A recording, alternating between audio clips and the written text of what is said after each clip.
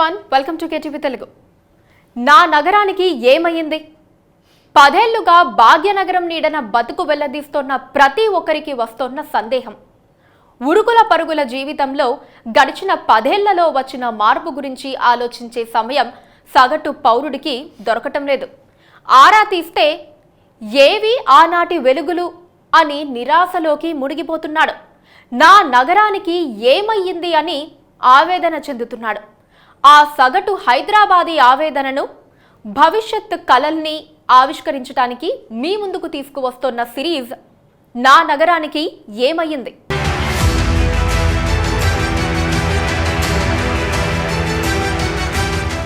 హైదరాబాద్ ఇప్పుడు దేశంలోని మెట్రో నగరాల్లో కీలకమైనది. దక్షిణాదిలో చెన్నై, బెంగళూరు లాంటి మహానగరాల స్థాయికి చేరుకుంది. ఉపాధికి కేంద్రంగా మారింది. కోటి మందిని కడుపులో దాచుకుంది. అందరికీ నీడనిస్తోంది. అయితే ఈ కిక్కిరిసిన నగరంలో హైఫైకి వచ్చే హైప్ సామాన్య జీవితాలకు రాదు. ధనవంతుల విలాసాలకు చేసే ఖర్చులతో కుటుంబాన్ని పోషించుకునే మధ్యతరగతి, దిగువ మధ్యతరగతి జీవితాల కష్టాలు ఫోకస్ కావు. ఇలాంటివన్నీ మీ ముందుకు తీసుకువచ్చేందుకు కేటీవీ నెట్వర్క్ చేస్తున్న ప్రయత్నమే నా నగరానికి ఏమయ్యింది. భాగ్యనగరం తెలుగు రాష్ట్రాల యువతకే కాదు, ఉత్తరాదితో పాటు ఇతర దక్షిణాది రాష్ట్రాల యువతకు కలల నగరం.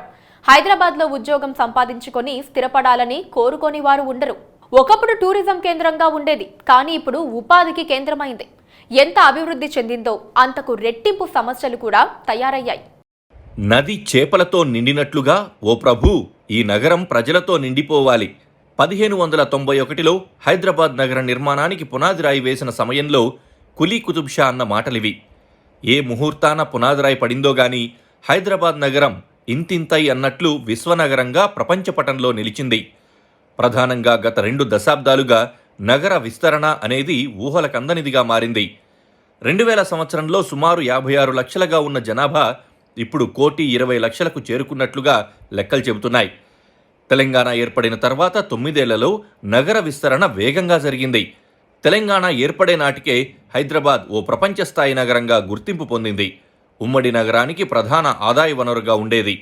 నిజానికి హైదరాబాద్ నగర మౌలిక వసతుల విషయంలో నిజాం ముద్ర ఇప్పటికీ కనిపిస్తుంది. అప్పటి నిజాం కల్పించిన మౌలిక వసతులను ఇప్పటికీ ఉపయోగించుకుంటూ ఉన్నారు. తర్వాత ప్రపంచీకరణ కారణంగా హైదరాబాద్ కూడా పెద్ద ఎత్తున అవకాశాల్ని అందిపుచ్చుకోవడంతో రాత మారిపోయింది. ప్రపంచంలోనే అతి కొద్ది నగరాలకు ఉండే భౌగోళిక వాతావరణ అనుకూలతలు ఉన్న ఈ చారిత్రక నగరాన్ని సరైన రీతిలో అభివృద్ధి చేస్తే తెలంగాణకు రాజధానిగానే కాదు, భారతదేశానికే తలమానికమైన నగరంగా ఎదుగుతుందనే అంచనాలున్నాయి. 9 ఏళ్లలో హైదరాబాద్ సాధించిన అభివృద్ధి అద్భుతమని చెప్పుకోవచ్చు. 9 ఏళ్ల క్రిందటి హైదరాబాద్ నగరంతో పోలిస్తే ఇప్పుడు హైదరాబాద్ ఎంతో అభివృద్ధి చెందింది. ఇంకా చెప్పాలంటే విదేశీ నగరాల లుక్స్ వచ్చాయి. మిషన్ భగీరథ, కాకతీయ వంటి ప్రాజెక్టులతో ప్రజల కనీస అవసరాలు తీరాయి. ఎలా చూసినా అద్భుతమైన ప్రగతిని నమోదు చేసింది. ఈ ప్రగతి రోజూ చూస్తున్న వారికి మామూలుగానే అనిపిస్తుంది. ముఖ్యంగా గత 4 ఏళ్లలో హైదరాబాద్ రియల్ ఎస్టేట్ ఊహించనంతగా పెరిగింది. 4 ఏళ్ల క్రిందట ఔటర్ రింగ్ రోడ్ లోపలే ఇళ్ల నిర్మాణాలు జరిగేవి. కానీ ఇప్పుడు ఔటర్కు 10 కిలోమీటర్ల వరకు ఇళ్ల నిర్మాణం జరుగుతోంది. లక్షల మంది ఏపీ నుంచి తెలంగాణకు వలస వచ్చారు. రహదారుల వ్యవస్థలోనూ గత 9 ఏళ్లలో వచ్చిన విప్లవాత్మక మార్పులు అన్నీ ఇన్ని కావు. LB Nagar junction, Uppal junction, west జోన్తో సహా నగర వ్యాప్తంగా అందుబాటులోకి వచ్చిన ఫ్లైఓవర్లు ప్రజలకు ట్రాఫిక్ చిక్కుల్ని కొంతమేర తీర్చగలిగాయి. ఓఆర్ఆర్ కేంద్రంగా కొనసాగుతున్న అభివృద్ధి వేగంగా జరుగుతూ ఉంటే అదే స్థాయిలో జాతీయ, అంతర్జాతీయ స్థాయి కంపెనీలు వివిధ రంగాల్లో పెట్టుబడులు పెడుతున్నాయి. ఐటీ కారిడార్ నుంచి గచ్చిబౌలి వరకు ప్రారంభమయ్యే ఓఆర్ఆర్ అనుసంధాన రహదారికి ఇరువైపులా ఆకాశమే హద్దు అన్నట్లుగా 40 నుంచి 59 అంతస్తుల భవనాలు నిర్మాణంలో ఉన్నాయి.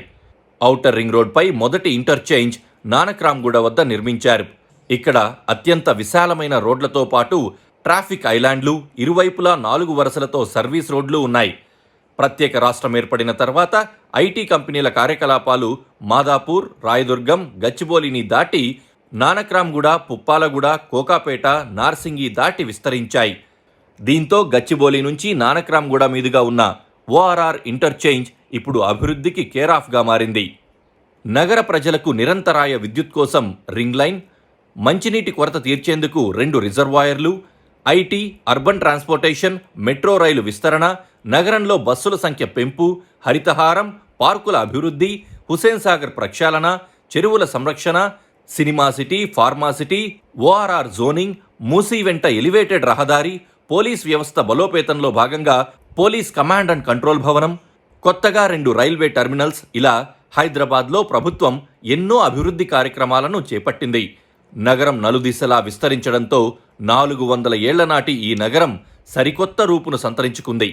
నాటి కట్టడాలైన చార్మినార్, గోల్కొండ కోటల్లాంటి కట్టడాలు భాగ్యనగర కంఠాభరణాల జాబితాలో నేడు కొత్తగా Durgam Cheruvu cable bridge, doctor BR Ambedkar రాష్ట్ర నూతన సచివాలయంతో పాటు 125 అడుగుల అంబేద్కర్ విగ్రహం, తెలంగాణ అమరవీరుల వీరత్వానికి చిహ్నంగా నిర్మిస్తున్న వీరుల అమరజ్యోతి స్తూపం వచ్చి చేరాయి.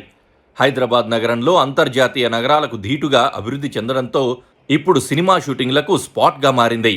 అంతేకాకుండా దేశ విదేశాల పర్యాటకులకు కనువిందు చేసే అనేక పర్యాటక ప్రాంతాలు అభివృద్ధి చేయడంతో పర్యాటకులు నగరానికి క్యూ కడుతున్నారు. నిజానికి హైదరాబాద్ ఒక మినీ ఇండియా. దేశంలో మరే నగరానికి లేని ఎన్నో ప్రత్యేకతలు హైదరాబాద్ సొంతం. ఇక్కడికొచ్చి బతికే వాళ్ళకెవరికైనా సరే ఇది మా ప్రాంతం రా భయ్ అన్నట్లుగా అనిపిస్తుంది. భాష, ఫుడ్, సంస్కృతి, ఇలా ఏ విషయాన్ని తీసుకున్నా సరే మిగతా ప్రాంతాల వారెవరైనా సరే తాము వేరే అన్నట్లు ఫీల్ అవ్వరు. వాతావరణం, కాస్ట్ ఆఫ్ లివింగ్ విషయంలో కూడా హైదరాబాద్ది ఓ ప్రత్యేక స్థానం. ఇలాంటి అవకాశం ఉన్నందునే ప్రభుత్వం దీనికి అనుగుణంగా నగరాన్ని మరింత అభివృద్ధి పరిచేలా మౌలిక వసతుల కల్పన చేస్తోంది. ప్రపంచ ప్రఖ్యాత కంపెనీల సెకండ్ హెడ్ క్వార్టర్స్కు హైదరాబాద్ కేంద్ర స్థానం. ఇన్ని ప్రత్యేకతలు ఉన్నాయి కాబట్టే వేలాది కంపెనీలు ఇక్కడ కొలువుదీరుతున్నాయి. సీఎం కేసీఆర్ ప్రభుత్వం హైదరాబాద్ అభివృద్ధి కోసం తీసుకున్న నిర్ణయాలు ఆషామాషిగా లేవు. రానున్న 100 ఏళ్లలో భావితరాల అవసరాలను దృష్టిలో ఉంచుకొని ప్రజా రవాణా వ్యవస్థతో పాటు వైద్య రంగంలో చారిత్రక నిర్ణయాలు తీసుకున్నారు. తద్వారా కేవలం 67 కిలోమీటర్ల మెట్రో ఏకంగా 415 కిలోమీటర్లకు విస్తరిస్తూ ఉండడం, ప్రభుత్వ వైద్య రంగంలో సూపర్ స్పెషాలిటీ సేవలతో దాదాపు 10,000 పడకలు వస్తూ ఉండడం, అంతర్జాతీయ స్థాయి విమానాశ్రయం ఉన్న నగరంలో మరో విమానాశ్రయం అందుబాటులోకి తీసుకురావాలని ప్రయత్నిస్తూ ఉన్నారు. ఇవన్నీ అభివృద్ధికి సూచికలే. కానీ అభివృద్ధిలో లోపాలు కూడా ఎక్కువగానే ఉన్నాయి. నిన్నటికి నిన్న ఓ మాదిరి వర్షం వస్తే నాలాల్లో 3 ప్రాణాలు కొట్టుకుపోయాయి. ఇలా ప్రతి సంవత్సరం జరుగుతోంది. 2000 సంవత్సరంలో కురిసిన భారీ వర్షానికి హుసేన్ సాగర్ నాలా పరివాహక ప్రాంతంలోని ఇళ్లు నీట మునిగాయి. వరద ముంపును నియంత్రించేందుకు నాలా విస్తరణ చేపట్టాలని అప్పుడే నిర్ణయించారు.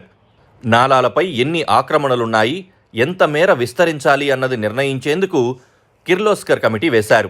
అప్పటి ఎంసీహెచ్లో 170 కిలోమీటర్ల మేర ఉన్న 74 నాలాలను విస్తరించాలని ఆ కమిటీ నివేదిక సమర్పించింది. 10,000 ఆక్రమణల తొలగింపుతో పాటు విస్తరణకు 6,700 కోట్ల రూపాయలు ఖర్చవుతుందని అంచనా వేసింది. జీహెచ్ఎంసీ ఏర్పాటు అనంతరం ఓయాండ్స్ కన్సల్టెన్సీ నాలాలపై సర్వే నిర్వహించి వరద ఇబ్బందులు తగ్గాలంటే 390 కిలోమీటర్ల మేర నాలాల విస్తరణ పనులు చేపట్టాలని సూచించింది. 28,000 ఆక్రమణల తొలగింపునకు 12,000 కోట్ల రూపాయలు కావాలని అంచనా వేసింది. ఇక 2017లో వర్షాలు కురిసినప్పుడు రాత్రి వేళ స్వయంగా మంత్రులే రంగంలోకి దిగి పరిస్థితిని సమీక్షించాల్సొచ్చింది. అప్పటికే పూర్తయిన సర్వేల నివేదికలు ఉన్నా అప్పుడు మళ్లీ అధ్యయనం చేయించారు.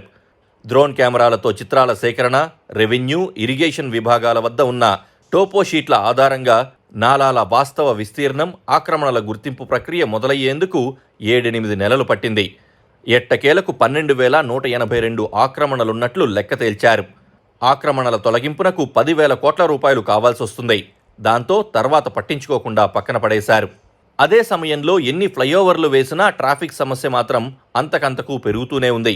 దానికి కారణం పబ్లిక్ ట్రాన్స్పోర్ట్ పెరుగుతున్న జనాభాకు అనుగుణంగా పెరగకపోవడంతో వ్యక్తిగత వాహనాలు ఇబ్బడి ముబ్బడిగా పెరిగిపోతున్నాయి. దీంతో ట్రాఫిక్ సమస్యలు నిత్యకృత్యమయ్యాయి.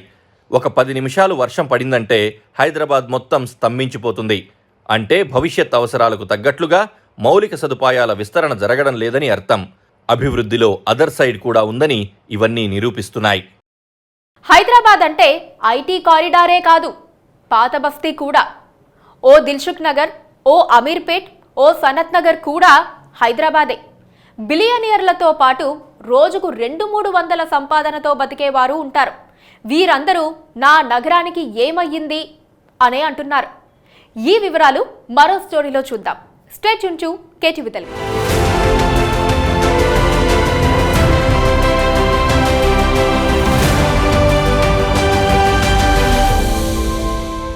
రీసెంట్గా మొన్న చెప్పారు, చైనాలో కూడా ఈ రేట్లు పెరగడం వల్ల మొత్తము కుప్పకూలిపోయింది అక్కడ వ్యవస్థ అంతా.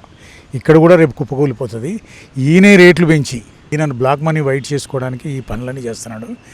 వ్యవస్థ అంతా నాశనం అయిపోయింది, కుప్పకూలిపోయింది. ఫ్లైఓవర్ల మీద ఫ్లైఓవర్లు కడుతున్నారు. ఎక్కడ కడుతున్నారు? ఊర్లలో కడుతున్నారా? ఊర్లలో రోడ్లు లేక జనాలు చేస్తున్నారు. పిల్లలు వాగులు దాటుకుంటే బడికి పోతున్నారు. వాళ్ళ గురించి ఆలోచించారు ఎవరైనా?